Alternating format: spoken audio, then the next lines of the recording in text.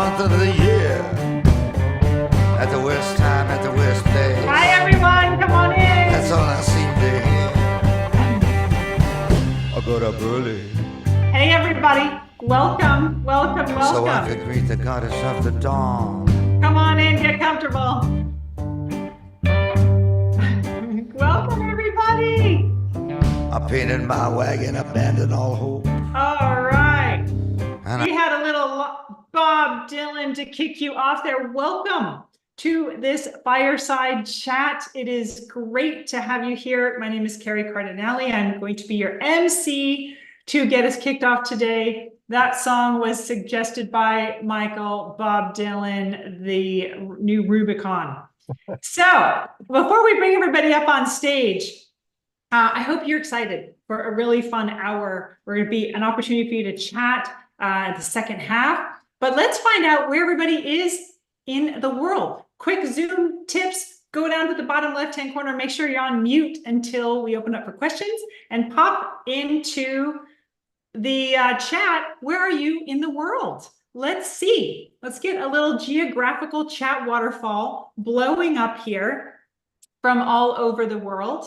And after you're done with that chat waterfall of where we are in the world, I can hardly keep up. Mexico, Amazing. UK, Canada, Germany, all over the United States. New Zealand is here. Calgary, Canada. How isn't that amazing? I still get a big kick out of that. And there's another Aussie, just like Michael. Yes, exactly. So before I bring up Chip and Michael, let us know in the chat, have you been to an MEA program? Are you a Michael fan? Are you just here because somebody told you to be here? What brought you here? You're just a fan. Yes. Yes. All right. So without further ado, let me bring up the founder of MEA, Chip Conley, who is currently teaching a week in at our Baja, Mexico campus right now. Literally, he's on a lunch break. Thank you for being here, Chip. Well, Carrie, so let's make sure everybody knows behind you is our Santa Fe campus. We have a lot of windmills on that campus, a lot of wells, and we are opening in about 3 or 4 weeks. So yes, very excited about that. Very excited about our alumni homecoming once a year. All of our, well, not all of our alums, but a lot of our alums, over 400 alums from all over the world, will converge on Santa Fe for a weekend of frivolity with Michael Franti, the musician, doing a concert at Meow Wolf and doing a party at La Fonda, the historic hotel on the plaza, and doing TED Talks all day, and then having a whole day at our ranch. So should be fun. So I'll show you what shirt I have on today, which is appropriate for Baja. I don't know if you can see it.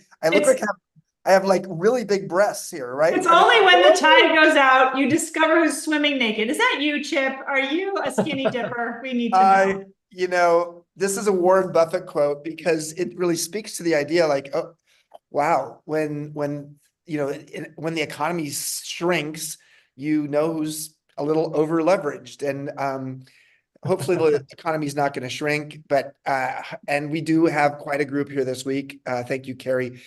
Our Owning Wisdom workshop week, and a really, a lot of fun. So long story short is I was going to say something that I tell Michael I was going to say, and I've already forgotten it because short-term memory is not as good as we get older. But what I will say is there's a lot of things that get better with age. And I write about that in my new book, Learning to Love Midlife, 12 Reasons Why Life Gets Better with Age. So, and I'm teaching a workshop in July in Baja on learning to love midlife. But I'm really excited about this session. And this is one of our biggest number of people who have signed up, which says a lot about Michael. So Michael and I met, about a year and a half ago, I believe it was, at a summit event, the Summit Series folks down in the desert in Southern California. We knew about each other, and we had the opportunity to spend some time together. And, as possibly definitely the most read coaching author in the world today, his book, The Coaching Habit has 15,000 Amazon reviews, and has sold, all of his books have sold over 1.5 million copies, if I'm not mistaken. I was fascinated by talking to Michael, and after having a conversation with him, I was like, you've got to come teach at MEA someday. And it took a little while for us to get there, but we are now there, and Michael will be leading a workshop in early June here in Baja. And oh my God, oh, now I remember what I was going to say. And then I'm going to let Michael tell us a little bit about him. The very first night of the workshop for this week, it's slightly past whale season. And the very first night, as if we have a remote control, there was a mother and its baby, and the baby, a baby whale is really large, going north, and the mother was teaching the baby whale how to breach. And it was breaching every 30 seconds. It had so much energy, and it was just breach, breach, breach. And there are all these people who are arriving for a workshop. They're like, what the hell is this? This is like, we didn't realize that you were going to give us a little dose of awe, Chip, but that is what it's like to be here in Baja as well as in Santa Fe. And Michael will be here in Baja in early June. So Michael, thank you for joining us. It's really an honor. I've been looking forward to it. This is great. I came to Summit primarily to meet you because I was like, I want to teach at MEA, and I'm going to just go and suck up to Chip and then kind of like take incriminating photographs. So I'm going to blackmail him to hiring me as a teacher if nothing else works. So it's all good. I'm really happy to be here. Well, starting with you're in a hotel room. That hotel room does not look like anything like what we have in Baja. Thank God. You're in the opposite. This is the anti-Baja experience. I can feel my life draining away because I am in a beige airport hotel right now. Yeah. And it's supposed to be invigorated by Baja, which is going to be amazing. So tell us a little bit about your story. How did you come to be who you are today? What were if we were to connect the dots going backwards, Yeah, tell us a little bit I love about that saying, inspiration is when your past makes sense. And I feel that's true in the story I've had. So here are some things to know about me. I did a law degree in Australia. I'm Australian. And the two things you need to know about my law degree is one, and this is in honor of your t-shirt, I was in a sketch on a comedy show called Synchronized Nude Male Modeling. So we're all glad that YouTube didn't exist back then because nobody would be hiring me for anything. And I finished law school being sued by one of my professors for defamation. The other thing you need to know about me is I was a Rhodes Scholar, and that was brilliant because it stopped me becoming a lawyer. And I got to meet my Canadian wife when I studied at Oxford. And now we're just coming up to 30 years married. And so that's something to know. And then when I finally finished university, I had spent, now 8 years at university doing an undergraduate degree in literature, a law degree, and then a master's degree in literature. I still had no idea what I wanted to do. And I fell into this amazing innovation company, kind of before innovation was even a thing. And so I played a small role in inventing stuffed crust pizza and also a single malt whiskey, which has been described as the worst single malt whiskey ever invented. Oh, wow. And actually, it was kind of being in this company, which I loved as an experience, but I came to this conclusion that if on my gravestone was played a small role in helping to invent stuffed crust pizza, this was not a life well lived. And so this is part of what tipped me into kind of going, well, what's the journey to be the best version of yourself? And, I traveled from England where I studied and worked for a while, then Boston and lived there for a while, and then Toronto about 20 years ago. Stumbled into starting my own business, and then had the good luck, just as you said, this is like the Coaching Habits, like my 4th or 5th book, but it's the book that really blew up and really took off. And so started a company or continued to grow a company that teach coaching skills, and that company is called Box of Crowns and still exists, run by a brilliant team.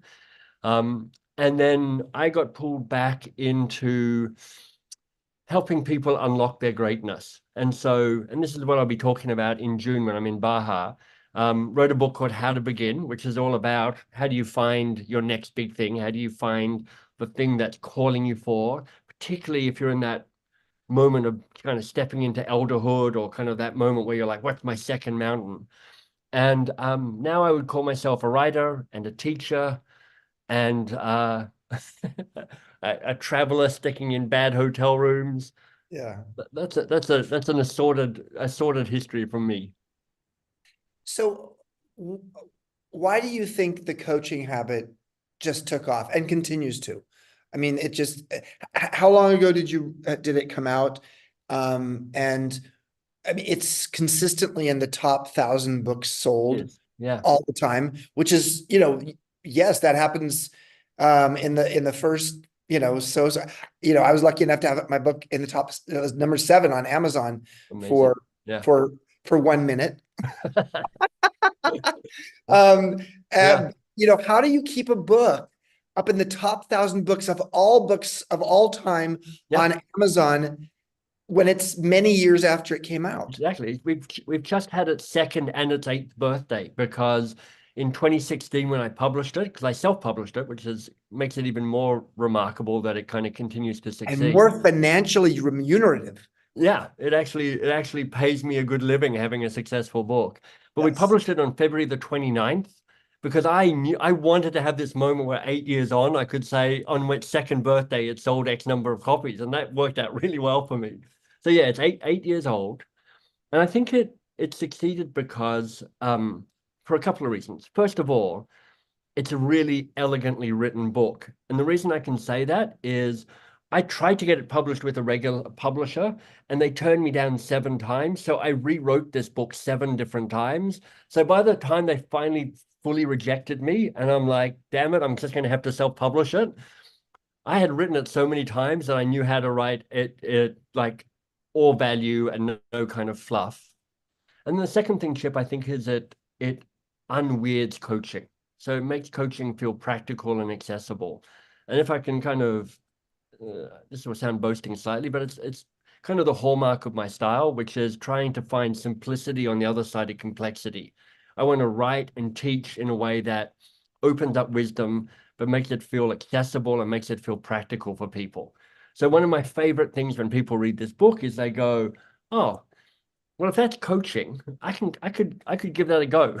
And I'm trying to remove it from the world of just coaches into a way of being with other human beings, because curiosity is a way of unlocking people's greatness. And that's what's at the heart of this book, which is, can you stay curious a little bit longer?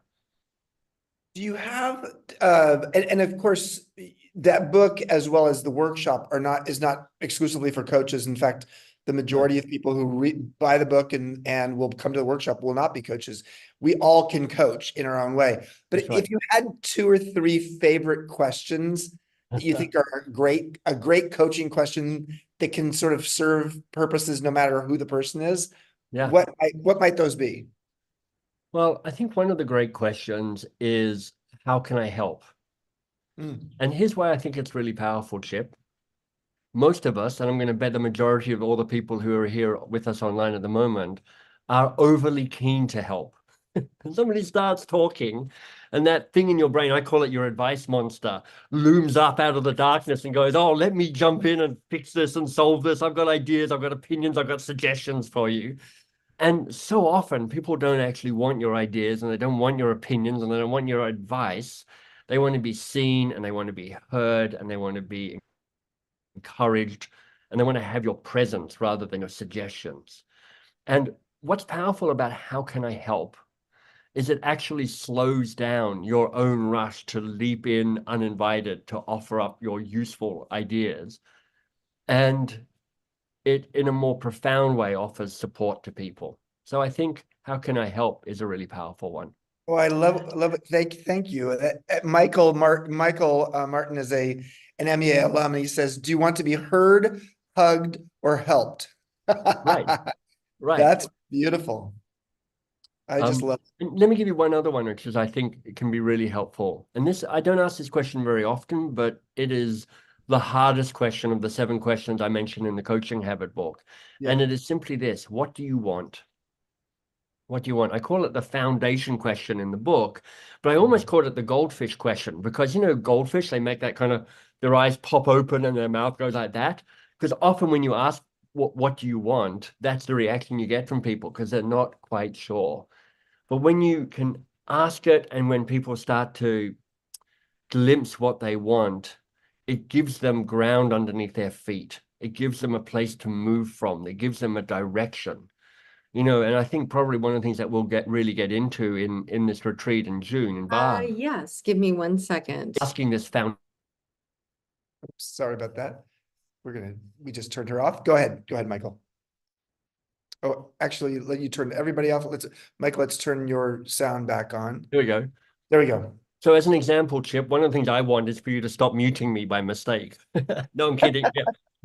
But so I'll say that again, just I'm not sure when I went on mute, but this question, what do I want, is what gives you ability to make choices and choose a direction and to tap into courage and tap into resources.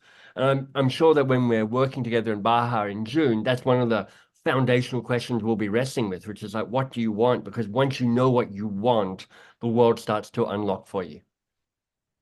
Beautiful. So talk a little bit more about the workshop in June, and also the idea of how you help people live up to their potential. I mean, like what does that mean?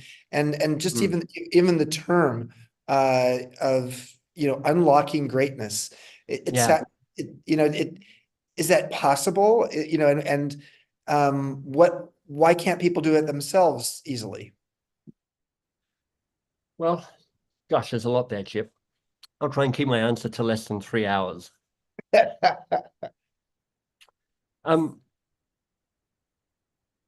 me tell you a story about the How to Begin book. When I first started writing this book, I had an idea for what I was trying to write about, which is I was trying to simplify the idea of how individual change happens, how behavior change happens, because we're all hungry for it. And there's a lot, as there always is, a lot of kind of like the 7 steps to behavior change. You won't believe number 4, which are kind of, trivial. And I'm like, what's the more profound way of tackling behavior change? So I wrote this book and I sent a draft out to some friends of mine. And one of them wrote back really quickly, Misha. He said, look, I've read the first 70 pages of your draft. It's nonsense. It makes no sense whatsoever. I don't even know what this book is about. Classic bad news first draft, crappy first draft from an author. And so I went through the rubble of my manuscript and I found one line that I thought was really powerful and I wanted to keep, and it became the kind of the heartbeat of the How to Begin book, which is, we unlock our greatness by working on the hard things. And so there is a way that when you find the thing that is thrilling and important and daunting for you, you give yourself an opportunity for the next best version of you, future you, to kind of crack through and find itself. Because present you, this person who you are right now, kind of loves the status quo. I know you might be restless. I know you might kind of feel irritated at times, but you've designed a life for you where you're like, I like it how it is. And your brain has spent thousands of years kind of evolving to go, status quo is good because status quo is predictable and it's comfortable and it's familiar. And even if you're stressed, at least it's a known stress. But when you find, and this is, in the book, I talk about finding your worthy goal, something that's thrilling and important and daunting. When you find that thing that's daunting, you give yourself an opportunity to step out to the edge of your confidence and your competence and your sense of self. And it gives you a chance to kind of say no to some parts of who you are now, so you can say yes to some parts of future you. And I think it's because the gravity of the status quo is so strong. That's why it's so powerful to find a teacher, find a community, find a process to help you have the boldness to keep making small steps towards that next best version of who you are.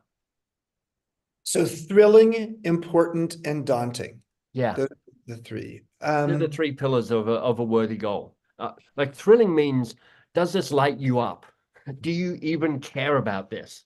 And it's an important question to ask, Chip, because we often inherit things that we think we should care about. Oh, I think this is success. And I think part of the journey of elderhood is actually asking yourself, well, what do I want? What lights me up? What matters most to me? What inherited definitions of success can I put aside so I can tap into what's most important to who I am? So that's thrilling. Okay. Important for me is about how does this make the world a better place? You know, there's a writer and a executive, I guess she is, Jacqueline Novogratz. Oh, I love Jacqueline. Yeah, she's brilliant. Yes, And she's so for those who don't know her, she has the Acumen Fund, and she is Chris Anderson from TED's yeah, wife or partner. that's right. An Acumen Fund is basically a venture capital firm, but for nonprofits, for firms doing good in the world. And she says, can you give more to the world than you take? And man, every time I say that phrase, I get chills. And I'm like, I want a life where I give more to the world than I take. I want people around me who are giving more to the world than they take, because that gives us a chance of having a better world. So I want, for a worthy goal, I want it to be thrilling for you, but I want it to be important for you. You know, I want you to understand how this contributes more broadly. And then daunting, we've talked about, which is like, yeah, but you want to step out to the edge of who you are. You want to keep learning. You want to keep cracking yourself open so you can see the next best version of yourself arrive. Because if you think the person you are today is the culmination of who you are, I think you're just wrong. I think there's more to go, there's more to be, there's more to do. And I think a worthy goal is kind of a portal to trying to find that next person who you might choose to be. Yeah, there's a crescendo on the horizon. There's a crescendo on the horizon. I like that. So a lot of times when people hit midlife, let's define midlife for a second for those who are not in the MEA world, where Chip defines midlife quite broadly, because I think midlife is the life stage between early adulthood, which ends around 35, Yep. and later adulthood, which starts around 75. Now, yes, if you're going to die at 76, then later adulthood probably starts earlier. But longevity globally, less so in the US, globally is growing so quickly that it's very possible that half of the people on this call right now will live till 90 or longer. So midlife is a long period of time. It's also known as, it's a period of time where people sometimes get disillusioned. Their life satisfaction around 45 to 50 sometimes, gets to its bottom point. And sometimes people lose their sense of confidence and their sense that they have it in them to go out and try their next best thing. Yeah. So talk about that for a moment, because your work, your IP, your intellectual property is so well suited for a midlife wisdom school like MEA. Yep. How do you help people break out of that, that slump that sometimes they can feel in midlife? Well, the first is to offer the invitation, because there's no point in pushing people. It's just to kind of encourage people to say, we'd love to have you. And I think the second thing is to, I mean, this is kind of paradoxical, is to try and make the daunting thing feel a little less daunting. So I think there are two kind of key ways to do that, maybe three. Here are the three things. First of all, you don't need to know what your next big thing is before you start the journey to figure out what your next big thing is. And often that's a barrier for people. They're like, well, I don't even know really. I mean, I feel a bit restless. I feel slightly unsatisfied. I feel that there could be or should be more, but I'm not quite sure what that is. And I'm like, that's perfect. If you've got that, you've got what you need to take a next step. The second thing that I think might encourage people is to say, look, I know when I talk about this, it sounds like you have to have a project that is like colonizing Mars or freeing India from the British or whatever. It's like you don't have to be playing at that level. I think a worthy goal can be really intimate. I think a worthy goal can be about your family, or it can be about your community, or it can be about your neighborhood, or it can be about your city, or it can be about your local sports team, or it can be about your country, or it can be about the world. You get to choose what scale you get to play at. You know, when I've worked with people and thought about their worthy goals, for some people it's going back to school. Some people it's like a woman I know set up a charity in memory of her her son who became homeless and died, and she'd been wanting to create a memorial for her. And so her worthy goal was to build that and launch a homeless center for people. Some people are like, I'm just trying to be a better dad. That's the thing I need to be. That's the worthy goal for me. Because if I can do that, it's thrilling, because being a dad is important. It's important because a healthy child makes for a healthy world. So I think that's the second thing, Chip, which is like you get to play at the scale that suits you and calls you at the moment. Mhm. And then the third thing is to help people recognize that the journey, once you cross the threshold, is actually a way of feeling yourself forward into the unknown. And that's meant to be encouraging, because some people are like, yeah, but I don't know what the plan is. I don't have a map. I don't know the step-by-step way to get from A to B. And I'm like, this is not like Google Maps. It's not like you can whip out your phone and go, I'm typing in my destination, which is, my purpose. And it's going to like take a right, then take a left, and then stop for a coffee, and then, you'll see a tree on your left. It's more like you're on a mountain and you can see a peak in the distance, and you think that peak might be yours, but it might be one of the other peaks that are there, and there's a mist-filled valley in front of you. And your journey is to try and figure out the next place to get to and get there. And then you stop and you reorient, and then you go, right, here's the next step I take. So it's about understanding that you're feeling your way into the journey. And to do that, you want to be traveling not just by yourself, but by people around you. So I think the other fourth thing is like, find your people, find your tribe. And, that's why I was like harassing you at Summit, which is like, let me come and teach at MEA, because the people who show up at MEA are going to be the people. They're going to be the tribe. They're going to be people where you're like, these are people who bring the energies that I want to bring to help me have the courage to take the steps I want to take. Yeah, for those who don't know MEA very well, we have almost 5,000 alumni now from 48 countries and 26 regional chapters, soon to be 28 regional chapters around the world. So not only do you have the collection of, let's say, 20 to 25 people in your workshop who you stay in touch with, you have Zoom calls with, you have accountability partners who can help you make sure you're on your path, who can give you the confidence when you're having a bad day.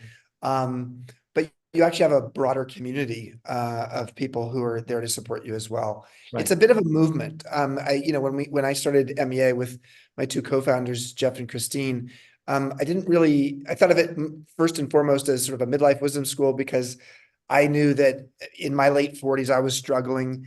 And in my 50s, I, found my stride, but I wished that in my late 40s, there had been something for me. Yeah. And it didn't exist. And so and for 10 years, I was on the board of the Esalen Institute in Right. Big Sur, which I love. It's a beautiful place and they have great teachers, but there's not really a curriculum there. And we have a curriculum, and there's not an alumni program, and we have an alumni program. So from my time of 10 years of being on the board there, I really wanted to make sure that we had that social wellness, that social infrastructure. Last thought is that when we're in adolescence, growing up as teens, we go through all kinds of transitions, and we have a social infrastructure to support us. Mm-hmm. Albeit, let's be clear, adolescents today are going through a very deep depression for all kinds of reasons these days. Yep. But there is a social infrastructure. When we're going through midolescence, which is a word that most people have never heard of, but it describes the transitions we go through in midlife, we do not have a social infrastructure to support people through those transitions. And so I for those who are curious about MEA, just know that that's a big part of what the program's about. So one of the most profound things that let's say wrestle with is that, because I'm 56, so I'm right in the kind of the midlife sweet spot. I take your point though about midlife being kind of 35 to 75, perhaps as wide as that, because there's that famous quote from, who is it, Iron John maybe, which is like, when a man turns 35, he realizes his life isn't working. And of course, that's consider that a gender neutral statement, even though it's framed in that kind of male perspective. And I'm like, the people, your happiness and your sense of purpose in your life boils down to your relationships. And I've just gone, man, I've got to work harder at that, because maybe a bit like you, Chip, I know a lot of people, and I'm known by a number of people, and I could spend my life kind of reacting to a broader world. And actually, if you take Robin Dunbar's work, Dunbar's number, 150 people, you're like, okay, I've only got room for 150 friends. And actually within that 150, there are inner circles, which are kind of people who are closer to you, who are more important to you. And I'm like, my job is to know my people. So I'll tell you a tactic I specifically use around that. I have, and this will sound cold-blooded, and it is in a way. It's like I literally have a number of my friends who are my 15. They're like, you're my top 15 people. And my job is to be in touch with those top 15 people at least once a month. So literally on my phone, on my contacts, I've got a 15 in front of their name, so that you can see that, like, there's my friend Kate, and it's like 15 Mhm. Kate. And when I look in my chat and my phone, if I'm seeing lots of 15s and also 50s, because I've got 15 and 50, I'm like, I'm doing a good job at nurturing my people.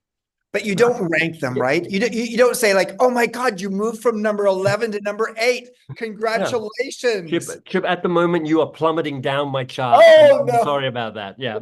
But no, but I'm like, and quite frankly, one of the reasons I wanted to come and teach is I'm hoping to find people that are my people as well. Like, I'm hungry to find people who are hungry. Yeah. And this tribe thing is so important. You know, Jeff Hamui, one of my co-founders, says friendship is a practice. Yes. And when you put it in that framework, it's really helpful because you realize you have to invest in the practice. And this is particularly true for men. Girls are taught how to have, emotionally resonant friendships better than boys are. And so unfortunately in our 20s, 30s, and 40s, we have the spinning plate phenomenon. We have so much going on that we don't really have time to invest in friendships like we did when we were younger. Yeah. And so the friendship muscle can atrophy, and some of our friendships can feel, very distant. And then all of a sudden you wake up at age 55 or 60 and you're thinking like, I hate to say it, but I'm lonely. Yeah, exactly. And people are embarrassed to say that they're lonely. But there's a sense of like, or they say, I have family and friends, but they're not my tribe, or they're not the people, they're not the people who I feel resonant with. Yeah. And so, in midlife, you have the choice to reconstitute what friendship means to you, how you want to be a role model for it, and who you'd like to have in your your friend group.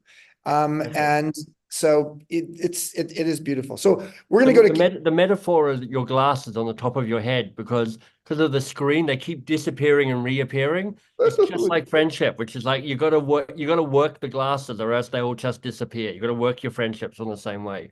Well, and let me say one last time. So for those of you who want to ask a question, and those who do, like, raise your hand using the raise hand function, which is under the reactions function, and I'll call on you. But raise it soon, because we do not get to everybody. The Harvard study on adult development for 85 years has shown that the number one variable for people in their 80s and 90s who are happy, healthy, and living a good life is how invested were they in relationships in midlife. And so let's just be really clear that this is extremely important. So you could go buy one of Michael's books, and I highly recommend it.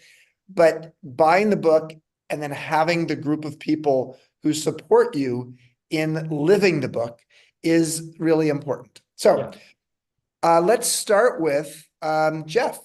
Hello, Jeff. Hey, everybody. What do you have? What's on your mind? Thanks.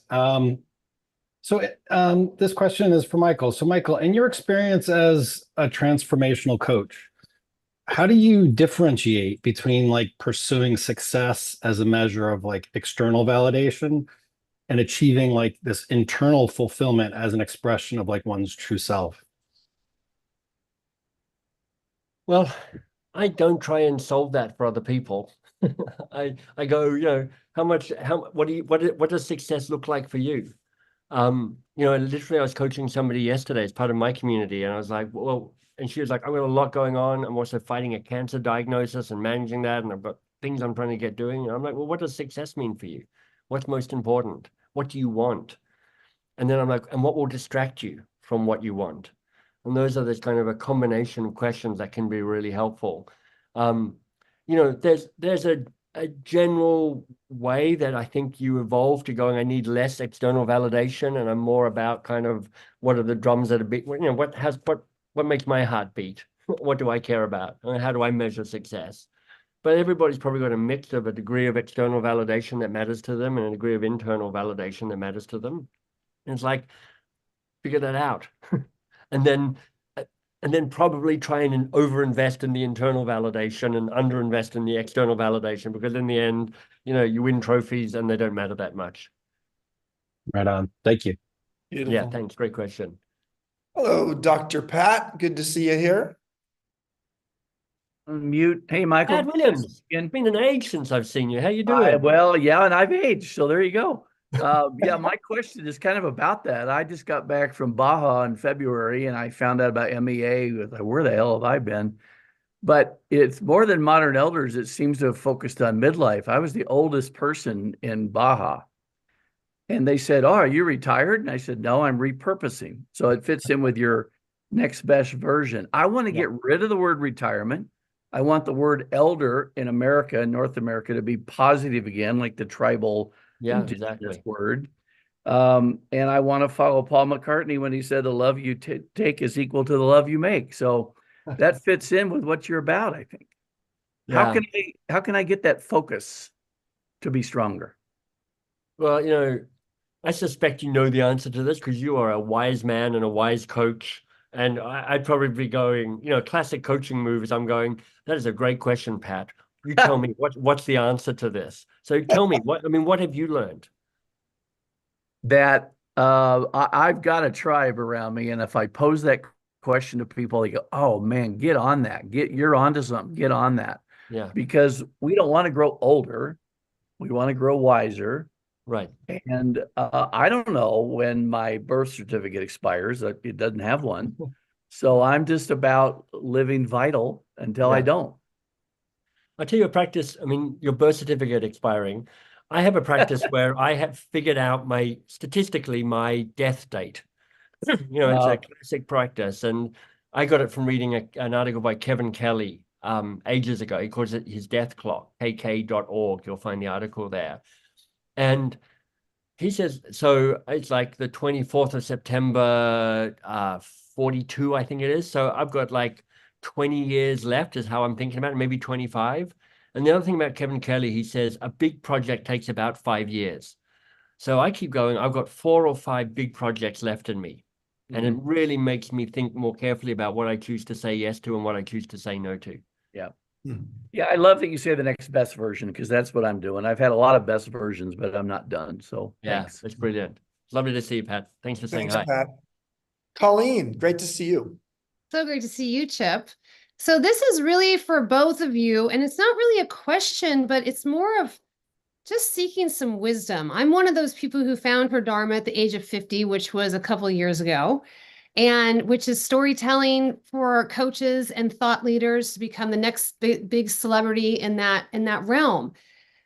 And I moved from Bali back home to North Carolina to take care of my parents because mom has dementia and dad no longer walks. Yeah.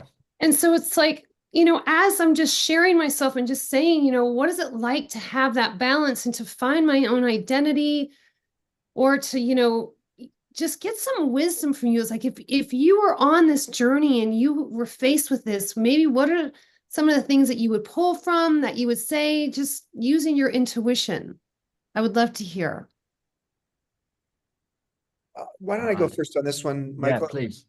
So our painful life lessons are the raw material for our future wisdom.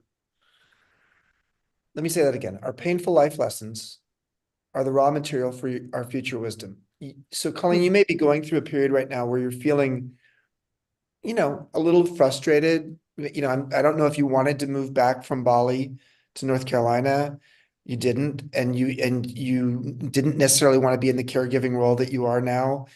The reality is, it's these times when we're going through very difficult times that we often learn more than anything. Not just about, how to wipe someone's rear end, but about our own character and our own sense of loyalty. Dacker Keltner is on our, he's one of our teachers at MEA. He teaches twice a year now. Once in Santa Fe, he's teaching in July in Santa Fe, and then every December in Baja. And he's the world's leading expert on awe. He said that in doing his research for his book, Awe, AWE, he found that nature is the third most common way for people to feel a sense of awe. But number one and number two are based upon our connection with each other. Number two is collective effervescence, something that, Colleen, you felt at MEA, where your sense of ego separation starts to dissolve and your sense of communal joy arises. But the first thing on his list, the number one way people feel awe in the world, not necessarily in the moment, but often afterwards, is moral beauty. And moral beauty is when you are witness to kindness, compassion, resilience, interdependence, equanimity, courage, the kinds of qualities that we most admire in humans. And so I just want to say to you, when you're going through a time like you're going through right now, you're exhibiting moral beauty. You are a moral beauty. Yeah. Michael? Yeah, well, thanks a lot. Trying to follow that, Chip. I mean, gee. All I'd say, Colleen, is like, I have some empathy with you because my dad died 3 or 4 years ago. My mum is demented, and I'm spending a lot of time going back and forth to Australia to care for him. One of the reasons Chip and I haven't worked together earlier, like we were hoping for me to come and teach a year ago, but because I was looking after my mum, I wasn't able to make the initial slot we had. And man, it's like, it's a little bit of awe, it's a little bit of driving you nuts trying to deal with people who are struggling through this. And so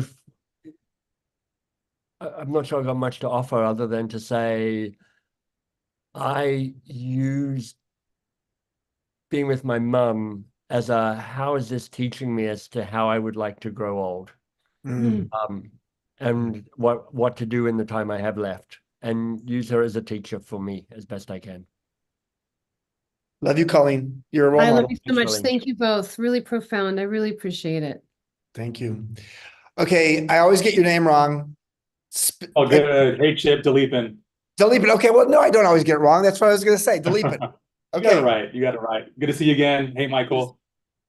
Really enjoyed your comment on Dunbar. I love your 1550 thing. I know this sounds super type A, have a spreadsheet of 150 people, and I rank it by core, family, community, and then network, kind of in out circles going out. And I know that sounds, again, very systematized, but I find that we very often don't have good systems or process in place for relationships, like the micro, not the social media ones. I'd love to hear what else you do on, related to Dunbar, and or who else is out there in the world that does work around this. Because I don't know of anyone besides, say, Keith Farazi and a few who are thinking about this. And most of that work on relationship is very much more, I have a goal, who can help me, versus just the core needs around belonging and community. Well, I'd say this. It's like, first of all, what do you want? Like, what do you want in the relationships that you have? I'm looking for people who make me think and make me laugh. Those are the people who tend to be in my top inner group, which is like, you make me laugh and you provoke me and we can tease each other. We've got a playfulness. And then I'm like, what I want is time with you. Because and not time talking about stuff, but time having adventures together. I'm like, there's a difference between having a dinner together, talking about the stuff we did, and actually doing the stuff. So, when you said it sounds like it's systematized. I'm like, I think it is just systematized. You have a system, work that system, because that puts you into a great place. I guess the key thing for me is what I secretly hope is that other people reach out to me as much as I reach out to them, and they don't. And one of the things that I've just learned to go, this is just how it is, which is I'm going to be the person who initiates. I'm going to be the person who says hello first a lot of the time. And as much as I'd like it to kind of generate a bit more reciprocity with the people I do that to, sometimes it does, but mostly it doesn't as much as I would like. And I'm going, that's just it. I don't need payback. What I get, the benefit I get is being the person who says hello. And so just be undaunted about continuing to reach out and say, hey, hi, how you doing? Can we hang out? Beautiful. Thank you. Thanks, Michael. Thank you so much. Let's go to David. David in Vermont. David Weaver. You're in Vermont, right? I am. Can you hear me? Yeah. Yes. Great to reconnect with folks. Good to see you, Chip. Good to see you, Carrie. Michael, you may or may not remember me. We did a TED Fellows event in Dallas years ago Oh, together. of course. Yeah, fantastic. And I joined the conspiracy today, by the way, so I'll see you Oh, again soon. that's so But great. my question, I was rewatching Carrie's great content from the online course at MEA about professional transitions. And I've been thinking a lot about how you look at the past. I'm curious, Michael, from your standpoint, when you look at the Coaching Habit book, what's the one change you would have made in that book now down the road? Maybe something you wish you had included but didn't, or maybe something you wish you could edit in a big way. That's interesting. Because I'm wrestling with that question because I'm already talking with my publisher about what we're going to put out in 2 years' time to celebrate the 10th anniversary of the book. And I don't actually want to do a director's cut where I add a whole bunch of stuff that kind of ruins the book because Right. I actually think it's pretty good as it is. Like it is, one of my design philosophies, and you'll see this if I get to hang out with you in Baja, is what's the least I can teach that would be the most useful. So I'm constantly going, what can I remove so that there is space for the stuff that matters to land, and there's space to actually work it and be with it and kind of wrestle with it. So I don't know, I honestly, this will sound very kind of self-satisfied, but I'm like, I reckon it's a perfect book. I wouldn't change anything. It's Awesome. like, I love that. there's really not a word. I really work hard to cut words out. Like my books are less than 25,000 words, because in a perfect world, somebody reads it from cover to cover. And ideally it's written in such a way that it pulls people through. So thank you for asking about that. But I will Thank you. See say, you soon. I'm going to redo the audiobook for 2026, and I'm going to bring in a whole bunch of different voices and do some demo coaching and stuff. So I think with the audiobook, there's a chance to play with it and kind of create a more multimedia and a less kind of, old white dude monologuing experience. Yeah. Cool. Thanks. Speaking of Yeah. old white dudes, hey, Jim Flaherty, you old white dude, Mr. 88-year-old, who learned to surf at MEA at 87 and last year That's came so to good. MEA twice. Go for it. Okay, two quickie things. Colleen, first of all, as you're taking care of your mom with dementia, I took care of my partner for nearly 4 years with dementia. And basically I disappeared. But you must remember, although it is called the long goodbye, she doesn't really know she's sick. So as long as you're there giving love and support, she feels everything's fine, even though you've got one foot in hell and the other foot in quicksand. I know how hard it is. And Dr. Pat, I have one for you to think about. One of our favorite people in the world, George Burns, who lived to 100, was asked on his 95th birthday, a reporter said, "Mr. Burns, do you ever worry about dying?" And he said, "I can't die now. I'm booked." And basically, I'm the same way. My friends say, "Come on, Flaherty, I'll be 89 in September. Aren't you getting tired and you're going to slow down?" I said, "Why? I have plans. I'm doing things that are 5-year, 10-year plans. I'm busy. So stay busy. It's Thank always you, good Jim. for you." That's great. Thank you, Jim. Nice to see you. And my Thank new you. good friend Scott, who I met in DC last week when I was on the road on my book tour. Good to see you here, Scott. Hey, good afternoon, everyone. It's so nice to be here. And Chip, it was so nice to meet you last week in DC, and I'm thoroughly enjoying your book. Thank you. I have a question about the isolation that has been occurring over probably since COVID, right? I mean, I feel with social media, people have become more and more isolated. And then we had COVID. And people coming out of COVID have continued those habits. And I just feel like, how are we going to re-pull people back together in a physical standpoint of just being together? It's fascinating to me that people are just not visible anymore. And Michael, to your point, I feel like I'm in your same camp, that I am always the one that's reaching out, and which is fine. It's just my personality and I want to be that person. But it's just so interesting. Everyone's so consumed by their day-to-day, but no one is physically really getting together anymore. Let me give you a resource which I love. It's a book, and it's called The 2-Hour Cocktail Party. And it's fantastic because the guy who wrote it was like, look, people want to go out there, but they don't want to go out. People dread being invited to a cocktail party because we're all adults and we've got lives, and who's got time to go to a cocktail party?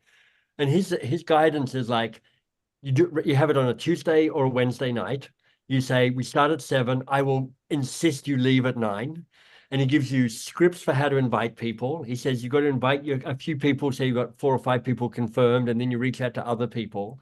And then he gives you some tips on how to facilitate it in a very light way.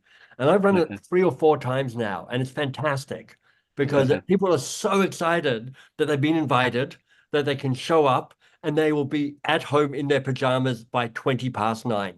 Right. So that's a really specific tactic, but it's like great fun and a way for you to pull people together and kind of help people make connections. Okay. Beautiful. Thank you. I was also thinking too about Sunday supper, because growing up in my family, it was such a big thing for everyone to be home on Sundays. So it's something I've been thinking about, like instituting, where I just invite a bunch of people and say, join us for Sunday supper or something so along those lines. So yeah. So thank you, bud. Thank you so much. Fantastic. New rituals. Rituals are valuable because they create, especially if they're collective, they create this sense that we are in this together. And Scott, hope to see you at a workshop soon. Let's go to thank you. Hello, Ted. Good to see you. Hey, good to see you too, Chip. Thanks, guys. Hey, Scott, I tell you, you're spot on, man. This isolation thing is real. Taco Tuesday. Go with that, man. That works really well too. Everyone likes tacos. They're easy and it's easy to clean up after too. So question for you guys both. Actually, I'm in the node of transition again from one career to another. And what I'm finding is as we, in the mid-50s, I'm right with you, Michael, age-wise, and I've got so much awesome to give. And what's really funny, and Chip, you and I met through sustainability efforts, is sort of the notion of the last mile. It's easy to look at who you are, what you've done, what you've accomplished. What I struggle with is, how do you put that concisely down with great wording, great visuals, if you will, in the CV? Because what I'm finding is that, uniquely enough, that we're not sitting in front of anybody anymore. There's a LinkedIn bot that's telling the recruiter what they're looking for. How do you stand out in the world of being an MEA? Perfect. There we go.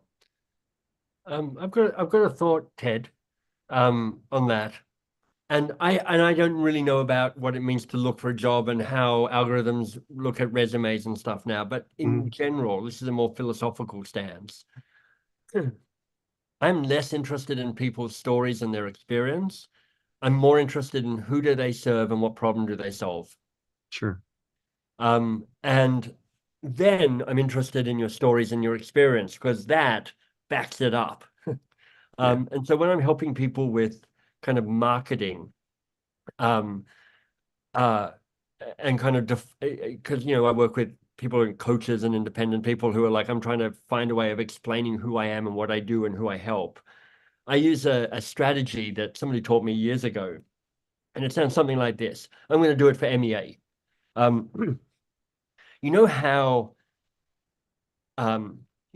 getting older can feel a little scary and a little lonely and a little sense that you're adrift. And you know how, ironically, as you get into midlife, you actually feel you are wiser and smarter and you have more to give than you ever have before. But you know how you can get a sense of isolation because you see people like you, but you're not sure if they are like you. But wouldn't it be great if you could find the tribe of people that help you reset so you could find purpose and impact in that second part of your life? Well, that's what we do at MEA. We help people find their people, and we help people find their purpose, so their second half of their life can be even better than their first. So I've just made this up on the spot. So Chip will be like, oh, I don't know what you're saying Perfection. here. And that's why I'm here, Michael. That's exactly why I joined this, is because this is exactly the community I need to be part of. So Right. Yeah. But here's the structure behind what I'm trying to teach. It's like, you know how, and you know how, and you know how. mhm. And wouldn't it be great if? Well, that's what I do. Yeah. And what's nice about it is it means that you're concentrated on the problem you're solving and the person you're serving, Mhm. rather than the how of it. Because, you know, if you did that with MEA, there are some people who are like, Chip, I don't know what you're talking about. And he's like, great, because you're not the people I'm trying to help here. And there are some people who are like, well, how do you do that? And then he goes, well, we've got campuses, we've got teachers, we've got courses, we've got community. And then you can kind of explain the mechanics of it. But the mechanics come after you've actually found resonance with the problem that you're solving. Right. Yeah. Yeah. Beautiful. Awesome. Thank you. Ted, look forward to seeing you on campus. You got it, sir. You will. Ginger. Hi, I just wanted to thank you both. This has been a really valuable lesson, and I that 1550 that you spoke about really resonated with me. I actually just gave a speech to some graduates yesterday at Denison University, and my 5015 really is more. I feel just because I grew up in a family of characters, aka actors, that we all have our own stage, right? And we all live it the way we want to live. And but we also have to choose who is in our front row. And those front row people are really the people that are going to be in the best and worst times of your lives. This is when I got a little emotional at the speech, because then I introduced my front row. But that said, you know, to your point about, well, do you rank them, Chip? You know, that's a great comment, because I will tell you this, more often than not, some of those people in my front row have to go back to standing room only. Exactly. Yeah, before I do they that too. before they come back. So thank you for sharing that. I appreciate my pleasure. I mean, my 15 are the people who, if they call me up saying, can you come, I will come. You know, it's like, I'll go to their fourth wedding. I'll go to their crisis. I'll get on a plane for my 15. That's my rule. And I don't rank the 15, but I know who my 15 are. But you're very efficient in just noting that in your phone. So right away when that call comes in, it's a self-management thing. It's like encourages me to Absolutely. keep going. How am I doing? Yeah. All Thanks, right. guys. We're going to be brief. Tim, be one sentence if you don't mind. Great to see you. Nice beard, Tim. Thank you. Chip talked about young people and the challenges that they're facing right now. And I think many of us are mentors or using our midlife as a mechanism to give back to the next generations. Do you find any difference in approaches within intergenerational coaching? Like, does be lazy, be curious, be often, the 7 questions, they work just as well with the younger generations? Honestly, the most valuable thing you bring in a coaching conversation is your presence and your attention. And the fact that you are creating space for them to figure some stuff out. So, you know, I don't have kids. I'm happily child-free. So when I go back and I hang out with my nieces and nephews who are like, you know, 17 to 23, I'm like, oh man, I'm so uncool. And how do you interact with young people today? But honestly, I'm just curious, and I'm just present, and I'm just listening. And I'm not trying to save them or solve problems for them. I'm just trying to give them space to try and be helpful for them. And I think when you remember that, the rest is mere detail. So I don't think there's much. People are just as awkward when they're young as when they're older. They're just as hungry for being seen and being heard. And I would just say, based upon my experience at Airbnb, where I was the modern elder there, I can say the most important thing is come at it from the perspective of what can I learn from them? Yeah. So the learning can be mutual. We're only going to have time for one more person, unfortunately, just because of the fact bottom of the hour. Prachi, you've got one sentence. Go for it. So, which is it for moral beauty, for happiness? Is it helping others or meaningful relationships? I think a meaningful relationship is when you're helping others. I know that's cheating. Yeah, I think that's a perfect answer. I also don't think that there's a right answer that's true for each of, that is imposed on us. I think we have to, nor is there the right answer all the time. It may evolve based upon where you are in your life and what you need. Thank you. Wow. Well, with that, what an hour. Did you guys have a great time? I learned so much. It's been an hour. Blew up the entire hour. You all will get the recording. You all can see the chat. There was so many connections made. It was astonishing. If you want more of this, book a call. We have a few seats left for Michael's week in particular. It's the only time he's teaching in 2024, till we can hopefully get him again in 2025. And with that, thank you all so much. I'm going to throw some Bob Dylan back on. Thank you, Chip. Thank you, Michael. Thank you so much, everyone. Really nice to see you all. Thanks for showing up. This was a really great hour. Thank you. Across the Rubicon. Thank you, everyone. Bye-bye. Thank you, everybody. Thank you, Chip. Get well. Well, the Rubicon is a red river. Peace and love.